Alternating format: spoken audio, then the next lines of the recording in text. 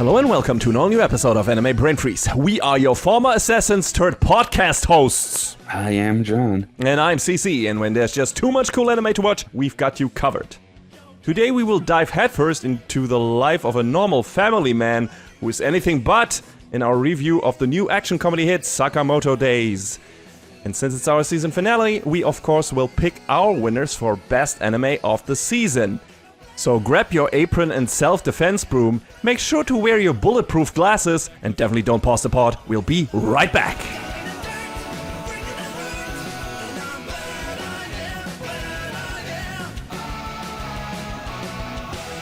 The name Taro Sakamoto once instilled fear in every villain. No other professional hitman matched his prowess, and fellow assassins revered him. However, Sakamoto fell in love. In 5 short years, he married, became a father, put on some weight, and traded his weapons for an apron as he became the owner of a humble convenience store. Although Sakamoto is decidedly retired, he finds his old life of crime hard to shake off. His former partner, Shin Asakura, reappears and resolves to stay with Sakamoto's family under their strict no-kill rule. To make matters worse, a large bounty is placed on Sakamoto's head. Numerous assassins now pursue him, but they are in for a surprise. Sakamoto has not lost his edge, and no matter what tricks his enemies pull, he will fight off every last one to protect his dear family. Big shout out to MAL Rewrite for that summary.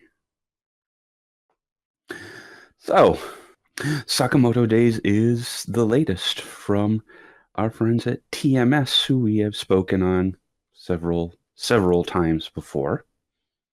Usually in conjunction with the reviews of the Lupin series. Lupin Sensei, yes. This was directed by one Masaki Watanabe, who's done some directorial work. I think the big stuff outside of this show in particular is Battle Spirits, which I think is supposed to be a tie-in with a card. Yeah, definitely a tie-in with a card game. Yeah, let's go. Did your eyes just light up, or what was that? No, it was just more of I'm looking at the promo art, and I was like, I feel like I've heard this name, but I'm not certain on it. And then I look at it, and one of the characters has what looks like a board in front of him with like spots for cards, and I'm like, yeah, okay, yeah. I thought it sounded like your card game sensor was just triggered or something. It's like, I smell a card game. Card games on motorcycles. Wait. But I feel like it's one of those names that I sort of had buried in the back of my head, but you know, there's so many. There's a lot. And it looks like this show has been running for a while. Oh, geez. There's 1, 2, 3, 4, 5. At least 10 entries on Anime News Network, so. Wow, okay. Yes. I think I've never seen like one frame of that show. Like I said, I've seen the name, and I think that's the beginning, middle, and end of my interaction with it. The show is written by Taku Kishimoto, who you spoke briefly about with Blue Lock. Wrote a little bit of Fruits Basket, which was fantastic. Haikyuu. And then they've done some, I think, by our account, pretty good work. So. Has the manga's original author, done anything else besides Sakamoto Days? I don't think so, right? Is their first work? Yeah, Yuto Suzuki. It looks like there's a spin-off called Sakamoto Holidays. I mean, sure. Gotta do it. But it looks like that's pretty much with the long and short of what they have worked on. Yeah, just, you know, I think it was published in Shonen Jump, right? And became kind of an immediate hit. Yeah. The manga started in 2020, and it looks to be like it's still running. I feel like this is a format that you could keep going for a while. Although I was surprised, like it's not like it's super plot heavy or anything. Definitely not. But there's definitely there's more in there than I expected, and they're setting up a nice mystery and everything. So I was like, oh, okay. I expected to be just like a work-ish comedy where like every episode there's a new weird hitman that's gonna try to kill Sakamoto, and he and his new friends gonna protect the store from getting totally demolished and whatever, and they're gonna have all the fights in the vicinity of the store. That was what I imagined of what the show is gonna be, but it's slightly different. I mean, we get the colorful hitmen, definitely, a lot of them. Yeah. Yes. They're probably the most fun part of the show, but it also, like, there's like, here's a bit of mystery background for Sakamoto, especially in regards to the main villain, who has been kind of revealed at the end of this first core, but not really like who he is. We just know he has a connection to Sakamoto, and that Sakamoto is apparently maybe the only one who ever was able to hurt him, damage him, whatever, put a dent in him, stand up to him. I don't know, like the only one who could beat him in some way or another. So there's that. Just to take that ahead of us, but we don't know anything more. And I was like, okay, there is more to chew on than I expected. Well, I'm getting ahead of myself. Staff-wise, we also, of course, have to mention Yuki Hayashi again. Of course. Just talked about him in the review of Medalist, and now we get him again in this, and I think this is definitely really good stuff from him this time. Like, there are a lot of really cool tracks. There's one in an episode where there's a battle on a roller coaster where we hear a cool vocal equipped theme for the first time. That's really awesome. So really energetic soundtrack, as you would expect. Not as like, I mean, there is your usual Yuki Hayashi triumphant symphonic rock opera thing happening at some point, but there are also some more, I don't know, some more fun beat heavy tracks and stuff like that. So I enjoyed that. What did you think of the soundtrack, John? I thought it was, great, as he usually does. Definitely a little bit of the My Hero feel in there, Sure. but I don't think it's definitely probably what he's best known for now, but I mean, he had done some work on like the Gundam Build stuff, which had a little bit of a similar-ish sound. There was, very high energy all throughout all of that. So, there's a little bit of that in there as well. I still love, I think I mentioned this in passing, that when they couldn't use compositions for Dragon Quest: The Adventure of Dai, the remake of it, that he just sort of went in there and was like, I'll just make a Dragon Quest soundtrack myself. And it has that same emotion and energy. So, like, Hayashi has proven himself to be, like, very versatile and just a great composer, so. Yeah, but he's definitely,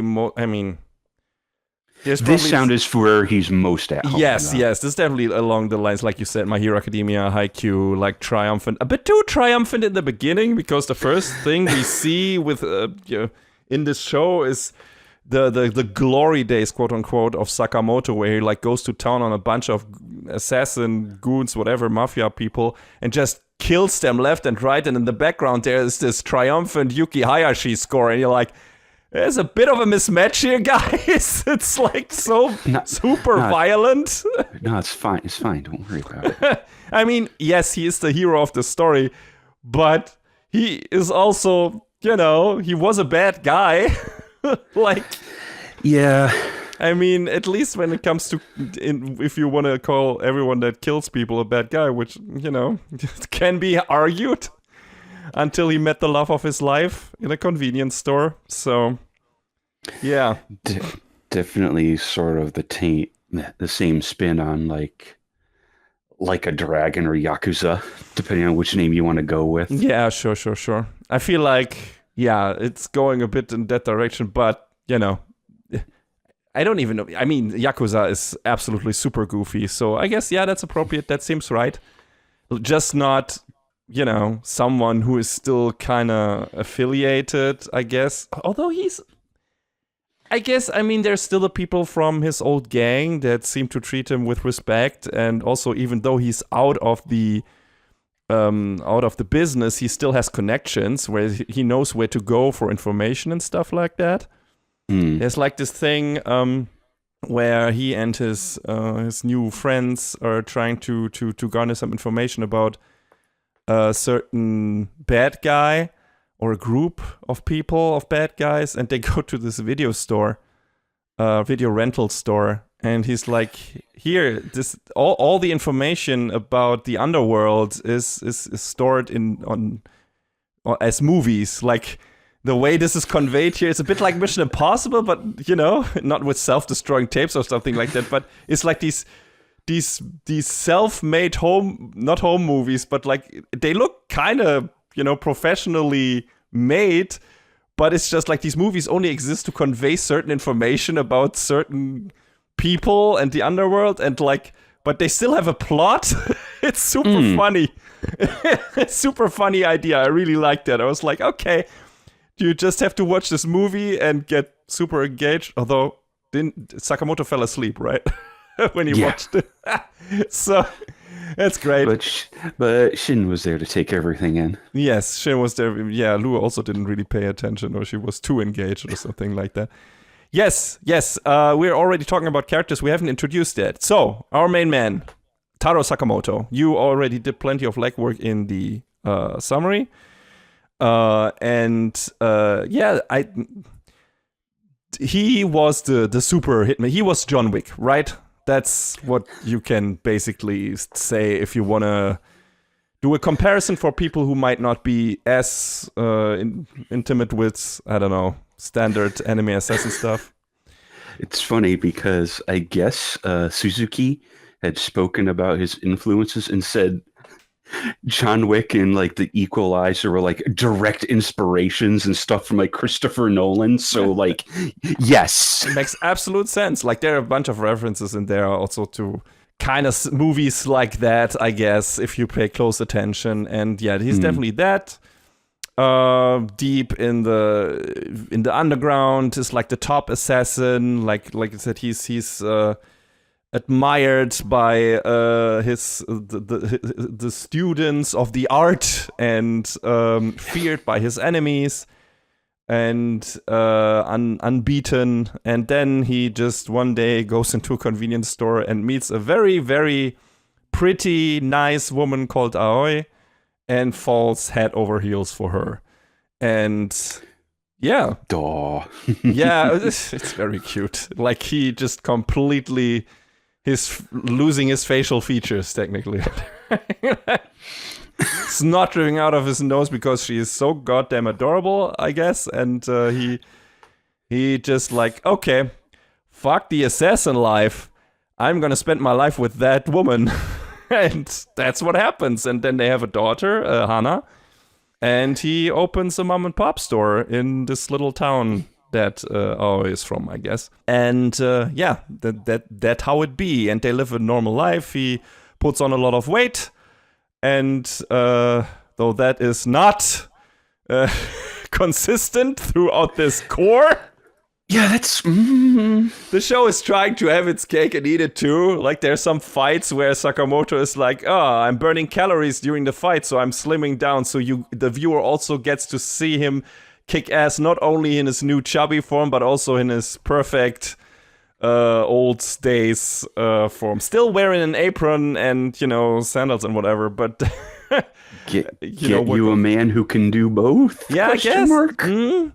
And but yeah, you not only get the fat Sakamoto, so to speak, but also the slim one in this.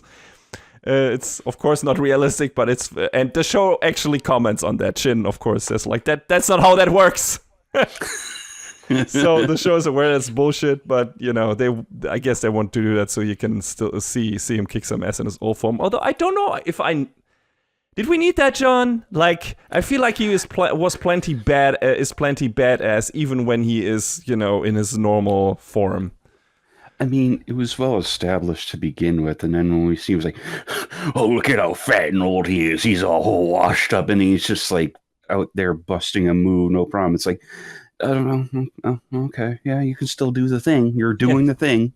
I guess they wanted to do this thing to have some for him to have a way to power up, because otherwise he's on the constant level of unbeatable, right? I have to come down to your level, sort of thing.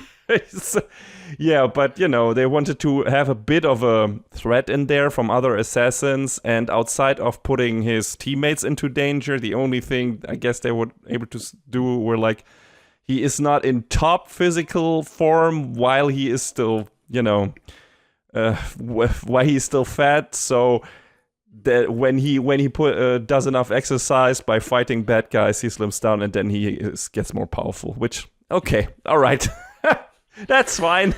It's funny, but most of the time he is in his new bigger form, and it's fun. Like, we opened this show by an old acquaintance or admirer, student, partner. They haven't worked before together, right? Like, Shin is only in the same organization. What are they called? The JAA. I forgot what that stood for. I think it was the Japanese Association of Assassins. Yes, right, exactly. And everyone has heard of Sakamoto. I don't know if they encountered each other before, but Shin definitely is a fan, and he gets contracted to kill Sakamoto. And he's like entering the store and shaking him out. He's like, oh my god, he looks so, like you said, washed up and everything. He can't be a threat. And then quickly he notices, oh shit, the man still got it. Is super happy about it. Shaking his car happy. Just fucking jamming his head against the steering wheel out of pure joy. That was a nice visual joke. When the woman runs passive with a chat, don't look, because it's a shaking car. It's a sex joke. So it's very funny, but he definitely got turned on in one way or another. But he's very happy that his idol still got it, even though he doesn't look the part. Mm-hmm. And he decides to not kill him, because when he fights Sakamoto, he loses by way of, I don't even know how Sakamoto takes him out. This is with a cuff drop or something, or no, that happens at the beginning to deflect the Shin's bullet. I forgot how he takes him out, but Shin, gets beaten by him, and then he gets a taste of Sakamoto family life, the good cooking of Aoi, which is what led, obviously, to Sakamoto's current form. Her cooking is so good and he enjoys these moments and the family dinner so much that, he became a very good eater. And, so Shin gets to experience that, an experience which he apparently never really had, because he grew up in a lab, technically, because he was an experiment to give people psychic powers, like make them espers, and so far, as we've learned, the only successful experiment. But yeah, he's a psychic, he can read minds. He is so enamored with Sakamoto's family life, and that Sakamoto obviously is trying everything to protect his new family and everything, that he's like, I'm not going to kill him. Goes back to his contractors and is even willing to die himself, technically, but Sakamoto makes sure that doesn't happen, that they fight off the bad guys, and Shin becomes a clerk in Sakamoto's shop. Obviously. The ultimate fate, worse than death. I shouldn't even be here. So clerks. Then and from there on we go. There's more characters added to the mix later on. We can talk about them a bit later. But that's pretty much the setup. And then more and more assassins roll into town, because quickly after the second or third episode, I'm not sure, I think at the end of the second episode, a bounty is put on Sakamoto's head. And he is is it 1 billion yen? Right. Yes? That's, yes, 1 billion. Okay. Yeah. So, and then more and more assassins roll into town. Not always capable ones. I mean, yeah. I mean, the small fry with no names, obviously, yeah. Yeah, but they're funny too, like Janitor Man and man. that pizza guy who uses pizza cutters as weapons. That's right. I forgot about that, dude. So, cannon fodder like that. But we also have some very capable ones, and all of them have a special gimmick that is very fun. Like, there are some assassins, like a duo. I forgot what their names were. One is Boiled, the other one was Obiguro? Obiguro, yes. They're like this Bonnie and Clyde duo, kinda, and they have like this really kind of fun, kind of cute dynamic. And Boiled is obviously trying to be like this hard-boiled killer, and his connection to Sakamoto and why he has a beef with him is really funny and stupid. And talk about a tenuous at best connection. Yeah, but they like all of these characters have like kind of a fun gimmick and fun powers to an extent, and it gets crazier and crazier as we move on. Definitely a lot of people that have something like superpowers or legit superpowers. I mean, Shin is a psychic, so he's the first one to enter the picture in that regard, but we also get some crazy stuff like a doctor who injects himself with all kind of weird shit and can implant you with like chips that do shit to you, like make you not being able to speak anymore properly because your fucking senses get reversed. Oh man, out of all of them, I think that one may be the most uncomfortable, man. Yeah, he is. I'm just going to casually inject myself with those. I'm just like, yeah. So weird. I don't know, John. I feel like what was the reindeer guy? Also not Kashima, very not very comfortable around him. He's like the cyborg dude and wears a reindeer hat all the time. It's like it's sewn up cuts all over his body because like he's mostly machine. But he's very uncomfortable on screen, but also entertaining. Yeah, I guess Suzuki had a penchant for originally writing like these dark one-shot stories, so that definitely bleeds through with some of these gangsters. Just interesting, just enough. Yeah, but that's super fun because considering how wholesome Sakamoto Days is in terms of a story, of course with an edge, right? Because former assassin and everything, but it's kind of like it's the comedy version of John Wick. It's really like a spoof on a John Wick movie, basically. And it's making fun of the whole thing from beginning to end. Like it's jabbing it's taking so many jabs at that genre of movie / TV show, and all the character tropes and story tropes and everything. So it's funny that he like did the serious stuff first and then was like, let's make it fun, guys. It's like, okay. And that then was the super successful thing, so that's cool.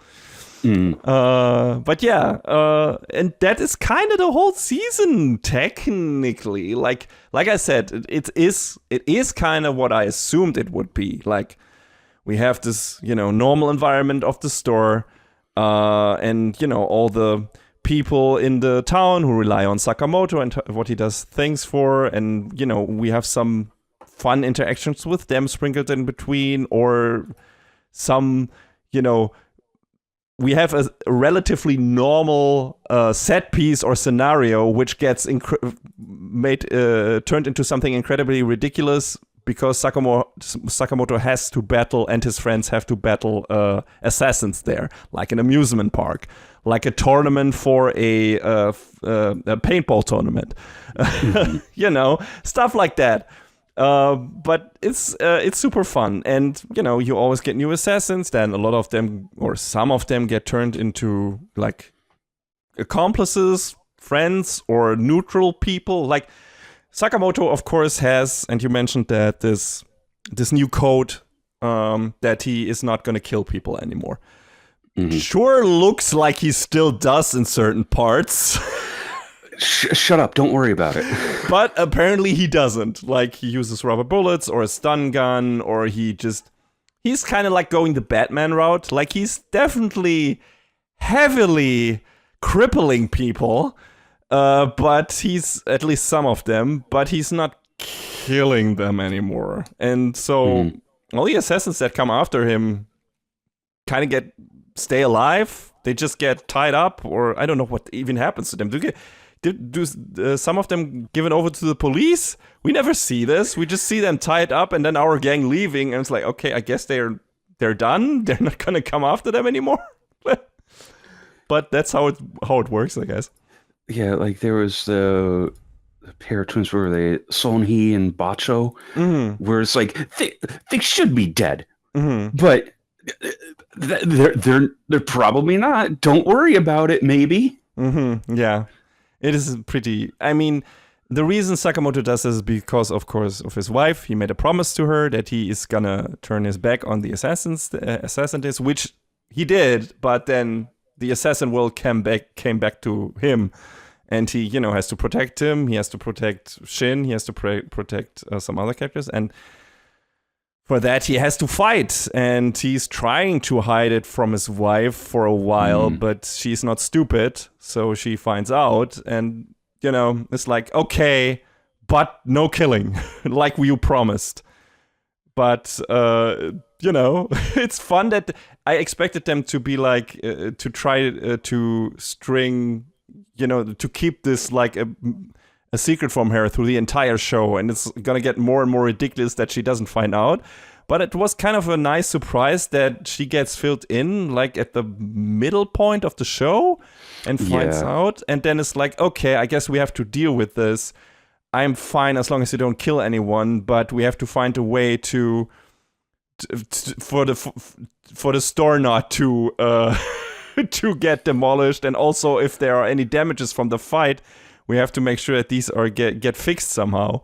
So she's very responsible in that regard. But it's fun. There's some fun interaction, and Hana, his daughter, is to some of the less dangerous hitmen who like immediately get taken down by Sakamoto and Shin every time they enter the store. She like brings like these bandages. The bandages and stuff. It's very cute. So they're taking it pretty like Hana's just a good little girl. Yeah, Hana is a good little girl. And Daddy, don't you like the amusement park?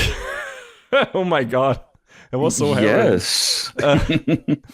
But yeah, so Aoi takes it in stride and is like, okay, we're gonna deal with this. So that was cool. That was a nice surprise. I like that they didn't like try to string her along for too long. And yeah, aside from Shin, we also get some other characters. We get Lu Xiaotang, who's this girl from a mafia family, but her whole family gets killed, and she's hunted as the last member of her family, I guess, by another group, Dan group or whatever. And, she just by accident runs into Shin and Sakamoto, and they help her out, and then she also becomes a clerk in the store. And those are kind of like the three main guys. Like, Lu also is very fun. Also very stubborn. Very stubborn, often very drunk. It's a thing. Yes. She's a fun drunk, though, so it's okay. Yeah, it's not always. It's okay. She can switch moods all the time. Like, she can be fun, she can be angry, she can be depressed. She can be a lot of drunk, different types of drunk, so it's fun. And then we also get Heisuke and Pisuke. Heisuke is like this also washed up assassin. Like he's this super talented sniper. He can use special bullets, ricochet them off stuff, and is really good at calculating a trajectory and stuff like that. But that is the only thing he can do. So he wasn't much used to most of his employers, which is weird. Like, maybe do a government contract thing or something. Like, you think having a good sniper in your pocket would be... Yeah, but he isn't good in close quarter combat. He isn't good in really doing anything else aside from being a sniper. So I guess that wasn't enough for a lot of people. So yeah, he's out of money and just also runs into the gang. Because he learns that there's a 1 billion yen bounty on Sakamoto, but he is very stupid. So he is a goof, but I mean, he's a goof, but he's got his bird buddy to guide his shots. Yes, so. Pieske is very helpful. Not only that, like he can apparently that is a very strong bird. Like that bird is able to carry like his fucking case with his sniper rifle and everything, and bring it when he needs it, like, and ammunition. That is a very strong bird. Like, go Pieske, holy shit. So yeah, he's a lot of fun, and he is not like fully employed in Sakamoto's store and everything. He just pops up occasionally, like to snag some leftover pork buns or stuff like that, or help them out. He in one episode he helps Hana find them and comes like in at a clutch moment to help Shin in a fight and stuff like that. So he's kind of like the wild card on the side who occasionally pops up to help out, and that's his role. Yeah, otherwise he's living in a tent on a rooftop that eventually got blown away. Feel bad for him on that part, but kind of expected him to also get employed by Sakamoto, but then again, it's a small store. I feel like 2 clerks are already pushing it. Yeah, how are you going to account for that much overhead in current economy? Yeah, I don't... I mean, he's very popular, right? Like, everyone in the town loves him, so I would imagine he does make a good living. If it's frequent enough and not one of his customers isn't by accident getting killed by an assassin. Yeah, we got Lou, we got Heisuke, and, some other characters, like, from Sakamoto's old life, like... Sakamoto apparently was part of this elite task force called the Order in the Association of Assassins in the JAA, and these characters also appear on occasion. We haven't met all of them yet because apparently there are 8 members, right? And we've only met 4 so far, and saw some of them fight. Not all of them yet. I mean. Technically, all of them in the OP, which is very cool. It's a good jam. I also like that we got a special ED just for them in one episode. Yeah, that's right. And yeah, that's they're fun. Like they're of the same ilk of Sakamoto, very powerful assassins, but they're also everyone have kind of their specialized weapon. One uses a hammer. One uses like knives. Another character who's like this goth Lolita character, she uses a handy chainsaw, I guess. not a chainsaw. What is it? It's like a buzzsaw. Buzzsaw, yeah. It's a buzzsaw. As you do, carry one around, no big deal. Yes, and they're allowed to kill people. So if you due to Sakamoto's code, were worried that there are not enough dead guys in this show, don't worry. There are enough dead people, enough people getting killed left and right, both by the bad guys and the semi-good guys who are still killers. So there's that. Something good guy with a gun. Mm-hmm. I think my favorite from the Order so far has been Nagumo, because he's such a bullshitter. Like, he's fucking with everyone all the time, and in a really good way that it's not really obvious. Like, he's so good at that, and that made me laugh every time he did that. He's a really fun character.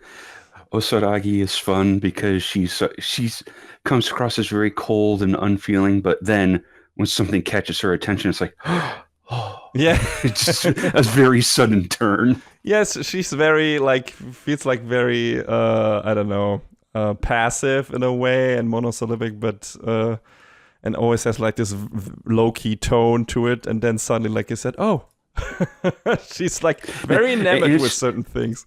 it's not like an overplayed reaction. It's just like a very sort of thing. Yeah. It's pretty fun.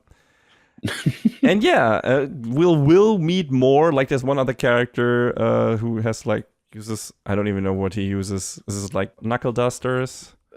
Yeah, knuckle duster, brass knuckles. Brass knuckles, yeah. But we have only hear him talk yet. We haven't seen him fight yet, aside from the OP. And apparently there are 4 more people. And one guy we haven't met at all who was heavily featured in the OP, which I assume we will see in the second core. Might be Sakamoto's trainer, like a mentor. I would assume, considering he's apparently a very old guy with a sword. I feel like he's probably the head of the order or whatever, and maybe was also Sakamoto's mentor. We'll see. We'll find out eventually.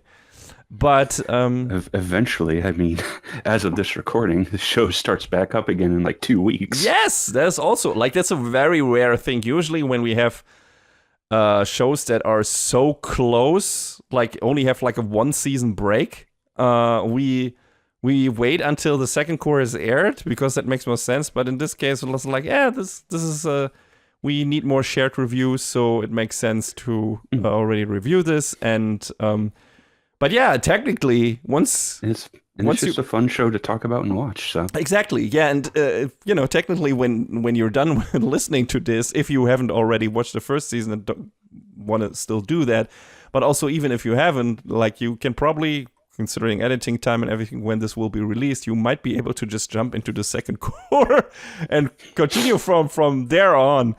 But yeah, so like I said, most of the stuff is pretty basic. Like we get all these assassins, and then we hear that there's like this, aside from the main drive being a bounty put on Sakamoto's head by someone, we also hear about some kind of person or organization going around and killing assassins from the JAA left and right. And the Order is trying to find out who that is. It's this person called Slur. Just marks everything. My suspicion is that the real identity of Slur is Elon Musk, because that dude is obsessed with the letter X. Don't say no. Puts it every fucking where, like on people, like on walls. Everywhere. We'll see. We'll find out. I hate that. I hate this. But yeah, he apparently has some connection to Sakamoto, and we find out later, is also putting is the one who put the bounty on Sakamoto's head, apparently, for some reason.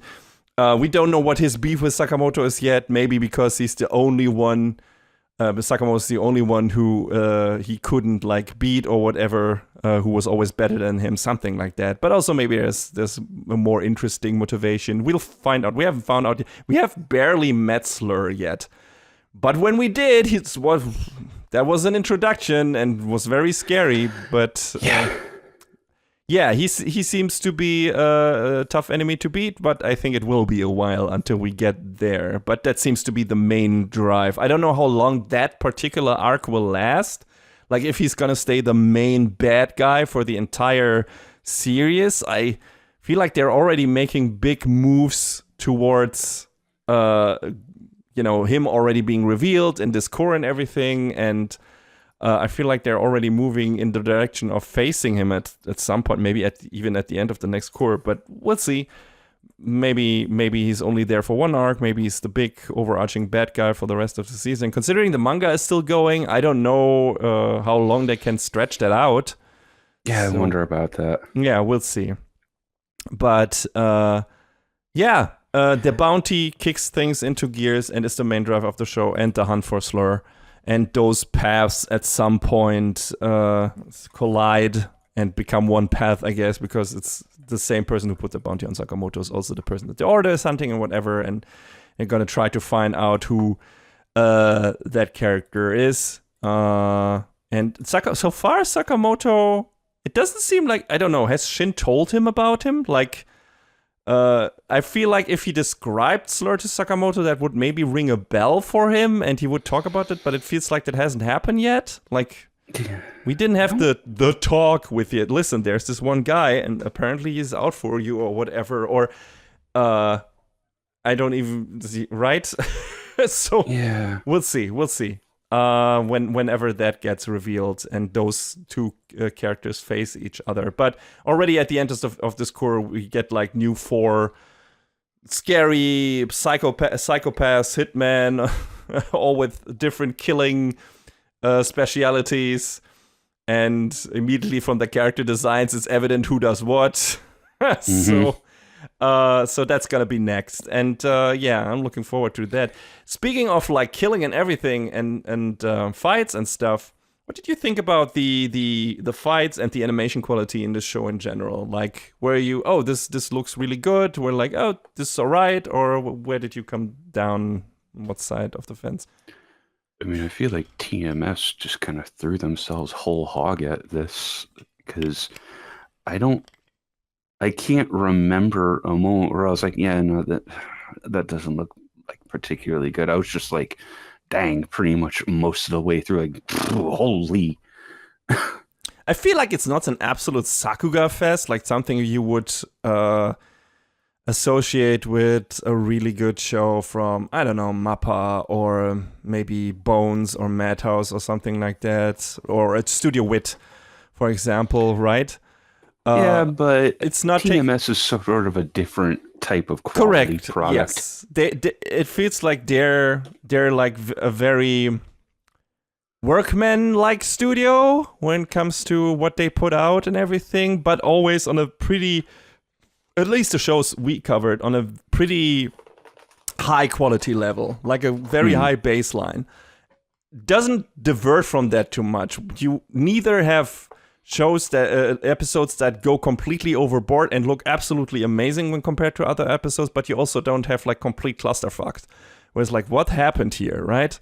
Did the C team work on that? So they got a very strong baseline, and I feel Sakamoto is definitely one of their best stuff animation quality wise we've seen so far. Yeah, it was strong and it was consistent throughout. Yes, very consistent. And, like when we were talking about Yubel Blatt last time, consistency is best to me. Like, if you can't deliver on like your Sakuga Fest from top to bottom, then, you know, do the best you can and make it look consistent throughout. Yes. And this show does that. You know, it looks pretty good, but, you know, that's fine. It doesn't need to be... Every show doesn't need to be $1 billion yen budget per episode. That's unsustainable. And we've talked about this and blah, blah, blah, blah. But, you know, just make it look as good as you can and hold that level of quality.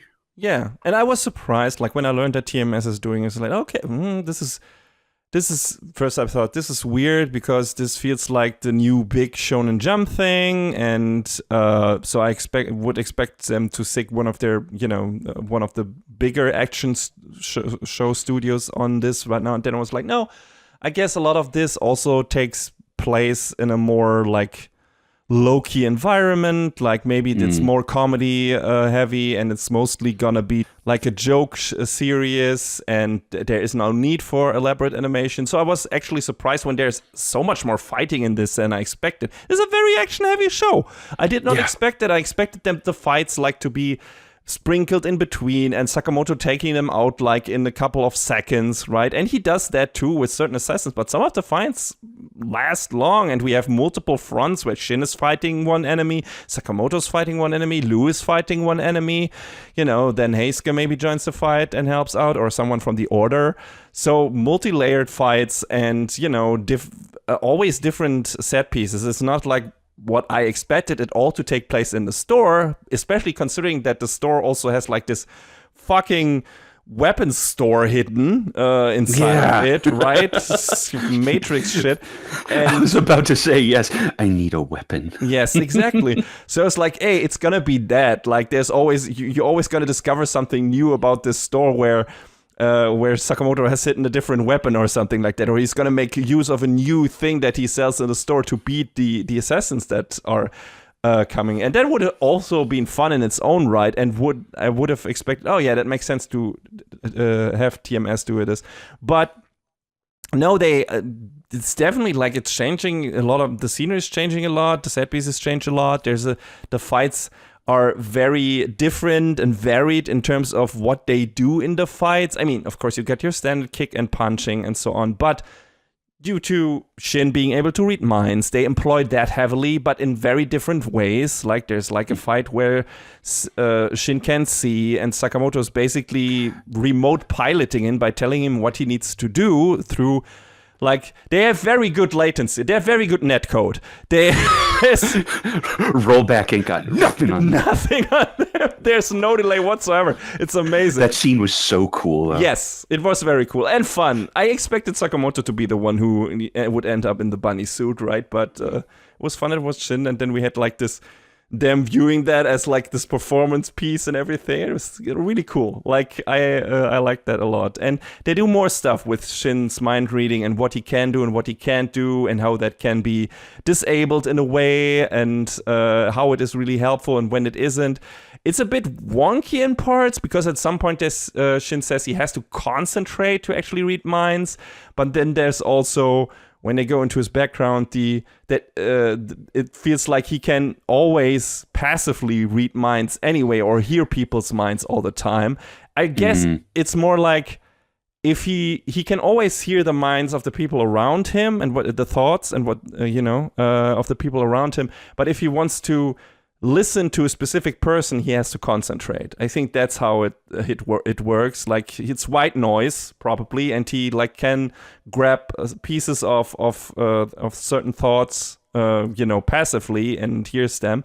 Like if you're standing in a crowd, right, and there's chatter around you, you pick up certain pieces of conversations, and I think that's the way his mind reading works when he's not actively concentrating. But in fights and so on, he needs to concentrate if he wants to actually employ his powers. So, that comes with its downsides, and he needs to account for that and accommodate that in certain ways.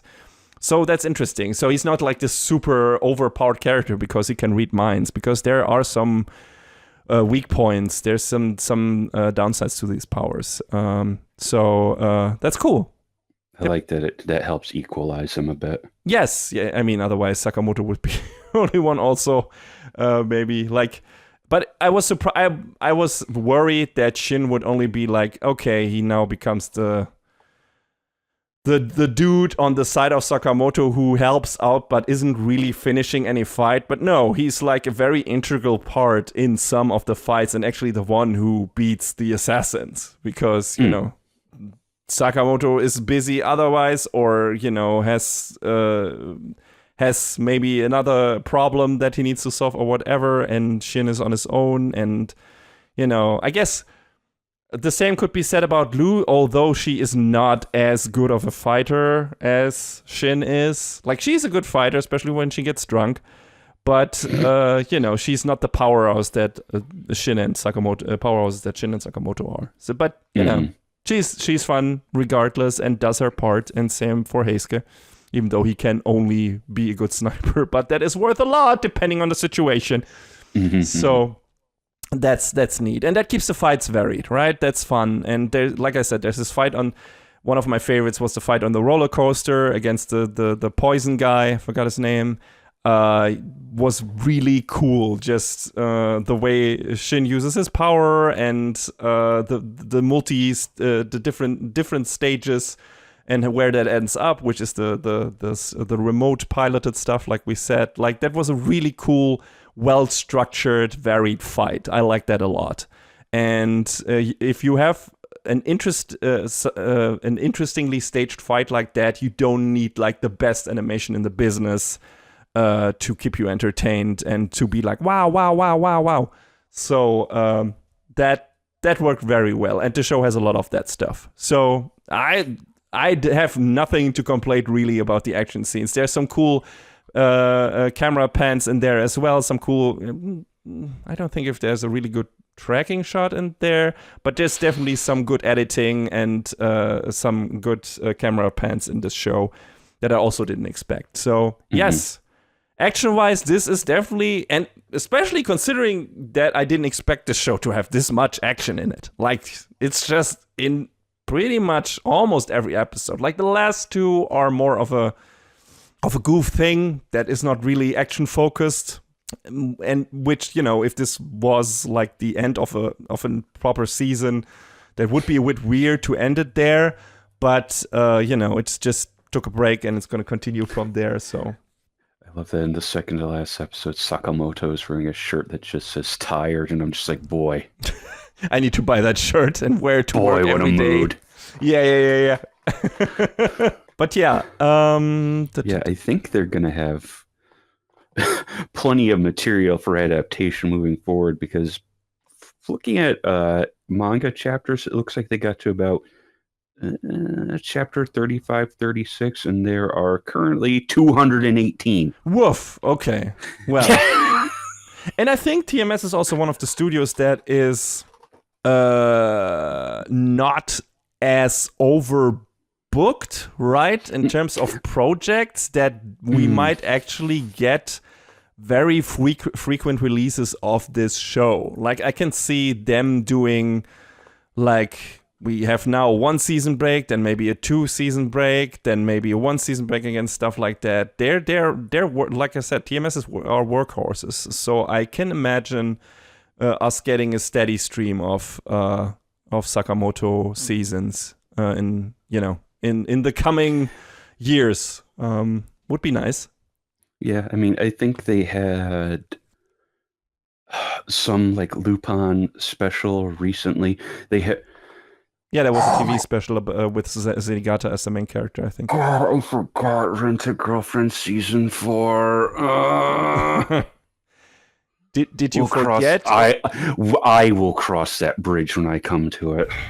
And yes, I did forget. For a brief moment, I was happy. Yeah, it's probably gonna be for another Quick Hit at That, which we didn't have today. But yeah, keep that in mind. I mean, you know, there's always season 5 around the corner. I think it's supposed to be a 2-course season. Ah, well, there you go. So, I mean, interesting that Wikipedia listed as 12 episodes, but split course. Just call it the number of season it is, man. Yeah, I mean, you know, I don't even know who decides that. Like, I think it's maybe, I don't even know if that's something we try to put onto a season, and in Japan it's just a different, I don't know, a different term in general, but also sometimes in the Japanese promo art for the show, you then see season 1, season 2. I don't know what they do when it's just, you know, part 1, part 2 or whatever, or a core, if they even show that, or if it's just TV 1, TV 2, I don't know. I forget exactly how they delineate it, but yeah, I just am like, okay, you could call it what it is, and I would appreciate that, but you know, okay. I checked next season. We definitely have they also have Dr. Stone coming up as well, so yes, and that's right, Dr. Stone. That's also one of those shows where it's like, yeah, very good baseline, nothing super out of the like ordinary. It's like, oh my god, this is absolutely stellar animation, but very good stuff, very well directed, great production values in terms of music, in terms of artwork, in terms of direction and everything. So yeah, they delivering good stuff, and I mean, for me, they will always be associated with one of my favorite Western cartoons, or multiple of them, with, you know, Batman the Animated Series and Superman the Animated Series and stuff like that. They worked on that. I forgot they had a large hand in those. Man, those shows were so good. They were good. I'm just going through them right now. I went through Batman, I went through Superman, went through Batman Beyond, and they also directed pretty much everything of Batman Beyond Return of the Joker, and that's an incredible looking movie. I have always heard that. I have not watched it to this day, though. Have you watched the show, though? Like Batman Beyond the show? Not all of it, but a decent chunk of it when it was originally on TV. I recommend you watch that movie. I mean, if you're familiar with Terry McGinnis, Batman Beyond as a character, You can watch that movie either way, regardless. It's a very dark movie, though, especially like... That's what I hear. Yes. And previously, you had to make sure that you get the uncut version if you want to have good movie experience. But I think the cut version is not even available anymore, like on Blu-ray and whatever. So, but yeah, depending on how you might come across this, make sure that it's the uncut version, because that's very important. Otherwise, you're not getting the full experience. But yeah, that's great. And now I'm on Justice League. I'll try and look it up League. Yeah. Now I'm on Justice League, and the TMS didn't work on that anymore, as far as I know. But yeah, they also worked on, I think they worked on Galaxy Rangers and definitely some other Western cartoon stuff.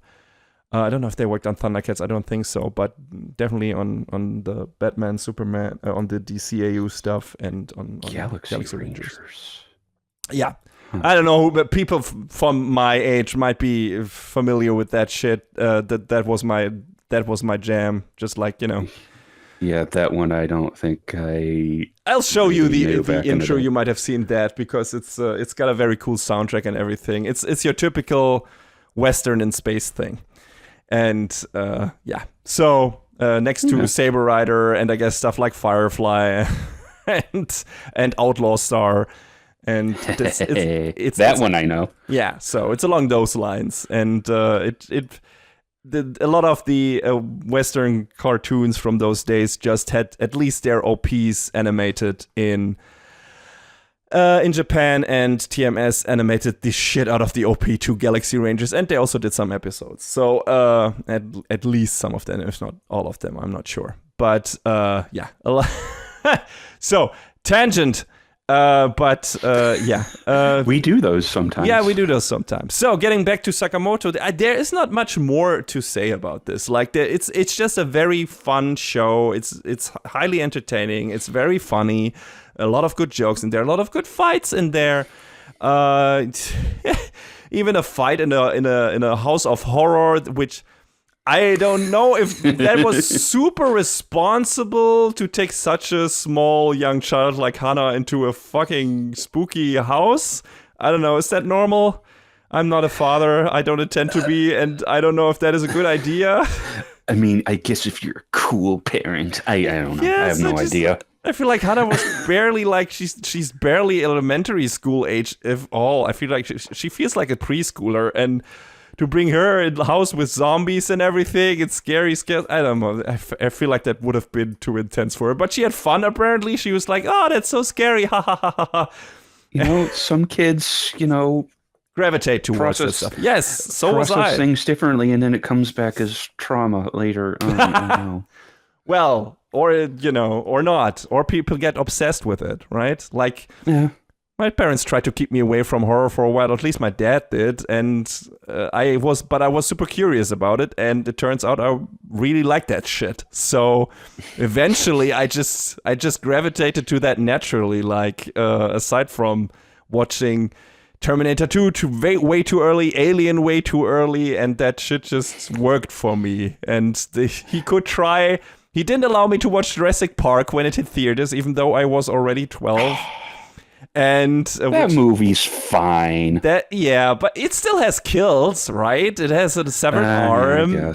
Yes, but yeah, my dad was very he was very much against violence in movies and TVs and games. So my mom was more open. And your father was probably good about that, then, to be honest. Yeah, but my mom was more lax about that. She and my stepdad were like, he's 11.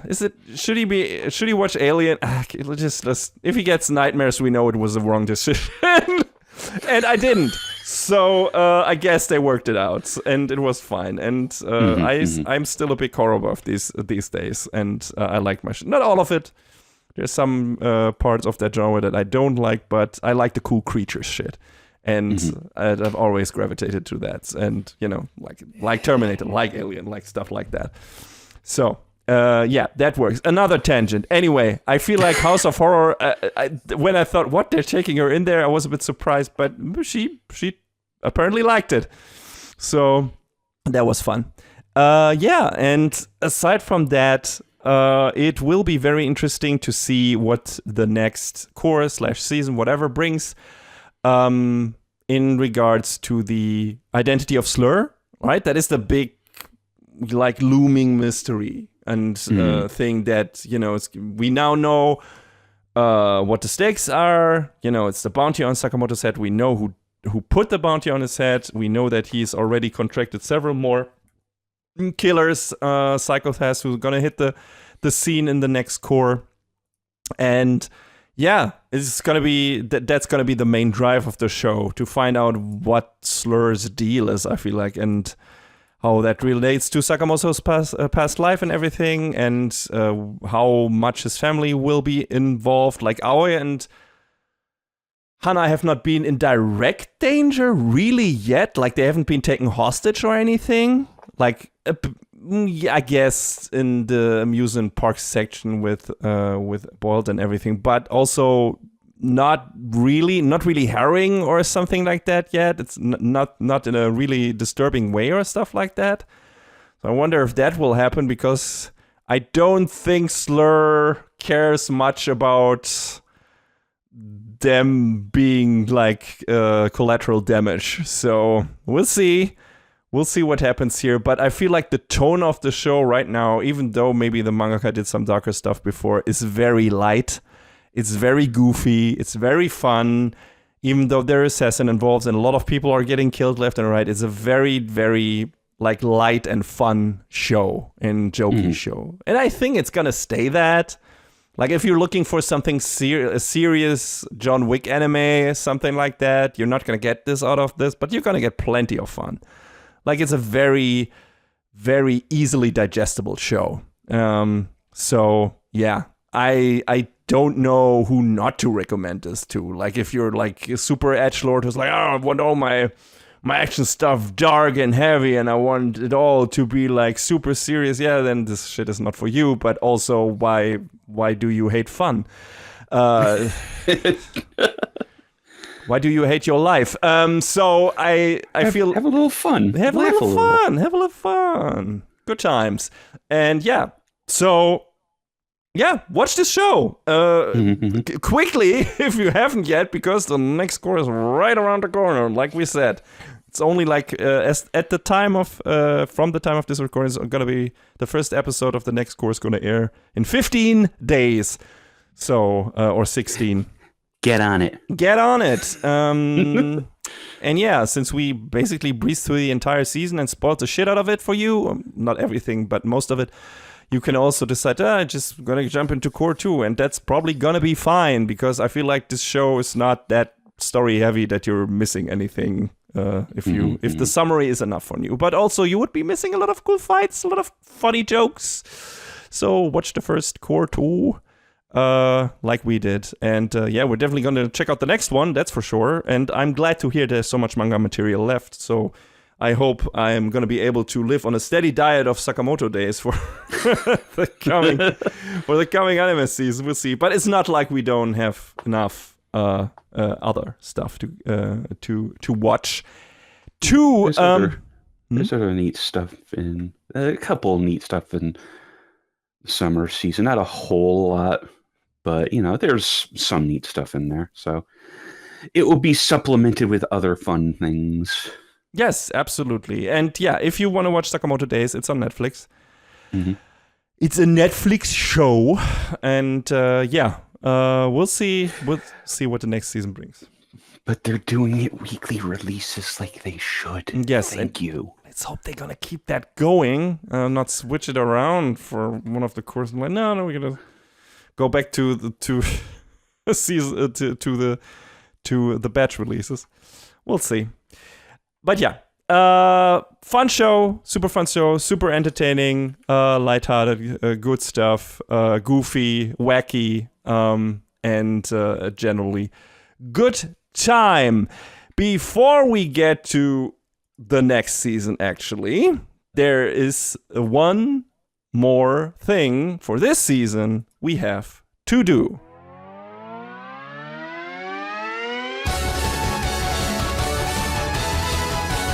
Best of the season.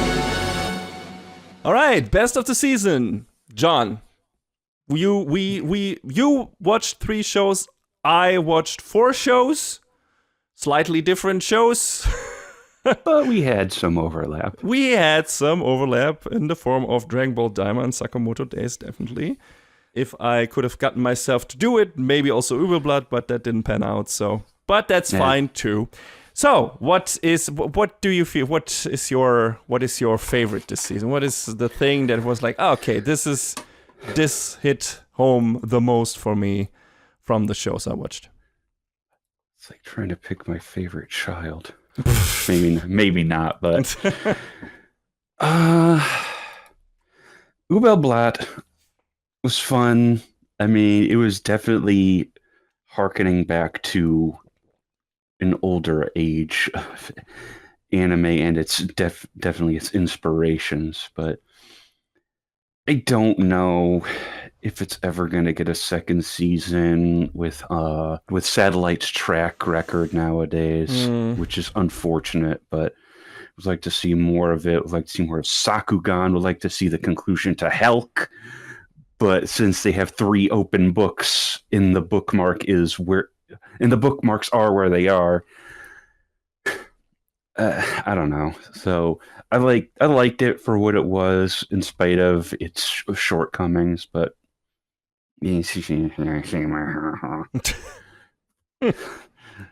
Sakamoto Days is fun. Well animated, got a great cast of characters. Is pretty goofy. It's just fun to sit with all the stuff we just talked about less than 5 minutes ago. And it's coming back in 2 weeks, so I feel like there's space for this to have its chance again. Because if they keep going with the adaptation, it could keep going for a while if the story is kept fresh. So I think this is a very strong second place.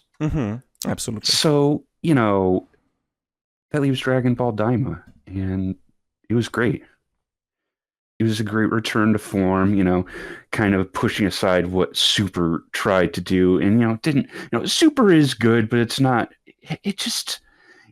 what this was. It wasn't the adventure. It wasn't the whimsy. It wasn't, the silly, goofy stuff from the original Dragon Ball that they sort of kind of gradually got away from. Super was just more Dragon Ball Z, technically. Yeah, pretty much. So, there's a comment flashing right now on Kitsu that says we got a true Dragon Ball, a canon Dragon Ball GT before GTA 6, which, yeah. And, there's also the thing to talk about is the last thing that Toriyama touched. So, yeah, sadly. But it was a good goodbye present. So it was great. It was fun. It was nostalgic. So I feel like it was probably my pick for this season. Very good. Very good pick. Definitely up there for me as well. I had a lot of fun with Dragon Ball Daima. Nice low-key adventure. Like, I haven't watched the original Dragon Ball like in the last 2 years, I think. But I was always in one way. I was always more fond of that than Z. Don't get me wrong. I like Z. But that wasn't my introduction to Dragon Ball. Like, for a lot of people, Dragon Ball Z was their Dragon Ball because that was how they started the show. A lot of them haven't even watched the original show. But for me, I read the manga by way of a friend who was collecting them. I read the manga and started thus with the original Dragon Ball story, and then watched the anime adaptation of that after the fact. And then, only then, I watched Z. I caught clips of Z before. We talked about this when we talked about Super, maybe about Daima, I'm not sure. On French TV when I was on vacation there and stuff. It immediately caught my eye because it was so special in terms of design and everything. Nothing like anything I had ever seen before. But I didn't watch that show. I only watched it, after I watched the original Dragon Ball. So nostalgia-wise, my feelings will always be more connected to that version of Dragon Ball. So I was so happy that Daima successfully, it's a key difference to GT, went back to that tone. It not entirely, like it's, the original Dragon Ball was still different in certain parts. It was more, even more jokey than this is in certain. And of course, the cast has Vance and so on. That old show built all of that stuff up, and now and in Daima that is already established. But just in general, what it was trying to do, it was really, it was a lot closer to the original show than anything we had gotten in recent years or decades.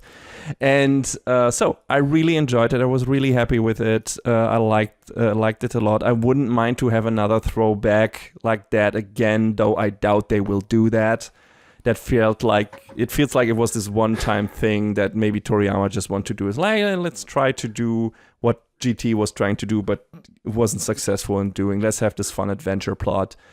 And I feel like now that he's gone, the only thing we're gonna get from now on is probably more super, properly manga adaptation stuff, if we get anything more like that. Which, hey, I don't mind that. I loved Super, at least the later parts of it. I loved the Tournament of Power. I thought that was fucking fun, and I loved the movies. I love the Broly movie and everything. That's just the action in that is insanely entertaining. I love the movie Superhero. Was really good too. So yeah, I'll love to see more of that. But I really also liked Daima.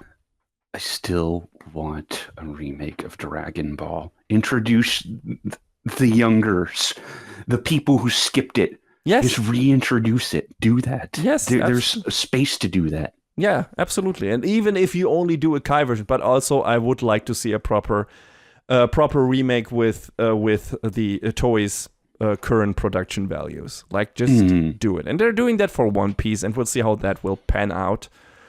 Which, so CS that is still running, which is ridiculous. But, why not also do it for the probably biggest Shonen Jump property after One Piece as well? Original Dragon Ball definitely would deserve it. And like I said, they might do that after most of the original cast is gone, because then they feel like they can do that without disrespecting them if they don't, employ them for that. And yeah, we'll see. Maybe that will happen. Maybe not. Maybe in our lifetime, maybe not, but it would be cool. But yes, Daima, a lot of fun. Definitely up there for me, probably third or second place, probably second. I enjoyed Senju a lot. The unexpected isekai. I expected a work comedy. I got an isekai story, but it was a special one because, throwing an animator into a world stemming from their favorite animated movie was definitely a nice shake-up of that formula. And I feel like there were definitely some interesting pieces and nice homages and references to other animated stuff. And while the story was still kind of basic when compared to some of the other stuff we watched that was tackling the topic of animation or that I watched in the form of Keep Your Hands Off Eizouken, or that we watched in the form of Recreators, who did a bit more interesting stuff in different ways with, animation as a topic for the actual show. I feel like this was, a breeze to watch and very entertaining. And I had a lot of fun with that, definitely more than I expected. And the production values for that were out of this world. Just Mappa going all in. It was fucking ridiculous.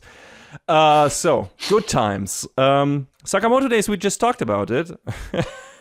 Good, wacky fun, very light on the plot so far, but very funny with plenty cool fights and colorful characters. Like, I was entertained from beginning to end. I was never bored, and I was laughing a lot. And yeah, there was some really cool stuff in there as well. And yeah, and definitely looking forward to the next season. Also, definitely strong contender. Like all of these are very strong contenders for best of the season. If this season didn't have a little show that called Medalist, which that show just grabbed me by the heart and didn't let go. It's the perfect blend of underdog sports drama, comedy, and heartwarming coming-of-age story. You also get two fantastic, infinitely likable protagonists for the price of one show. I love Inori, I love Tsukasa, and together they brought me so much joy in so few episodes. It's just an all-around great package. So far, the only real downside I can even really think of is that I didn't get to spend more time with them. But season 2 has been confirmed already. I hope this will be remedied soon. No date announced yet, but it's coming apparently. So I'm very happy to hear that, because the manga for that is also still running, and would like to see a lot more of that. And yeah, if you like sports anime or just good anime comfort food that lifts your spirits, this is the show for you. And I'm so happy that I actually checked that out, because it's just good stuff, man. And it's pulling at your heartstrings, definitely. It's giving you the feelings that you want and need, and I'm so looking forward to more of that in the next season. Yeah, good shit. Medalist, absolutely, no doubt, my best anime of the season. And with that, we have come to the end of another season here on Anime Brain Freeze. We will be back shortly, because, like we already said, the summer premieres are already dropping as we speak. Definitely already one show I want to check out for the sneak peek, and we will talk about plenty of them next time in that segment. So stay hydrated and treat yourself to some ice cream, which I plan to do after this recording. Talk to you soon. Adios, folks. Take care, everybody.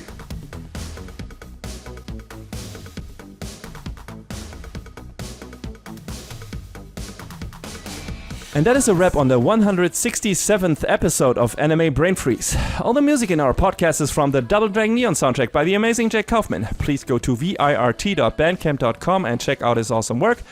Find us where all the podcasts live, but also check out animebrainfreeze.com for a review index and more. Please leave us a review and rating on Apple Podcasts, Spotify, or your podcast app of choice if you can. Follow us on the socials or send an email to animebrainfreeze@gmail.com. We would love to read your feedback. Thanks for tuning in. We hope you had a good time, and please join us again on our next episode. Macht's gut. So long, everyone. Next time on Anime Brain Freeze. Stuff that only happens in fiction. Conspiracies, cover-ups, and pandemics.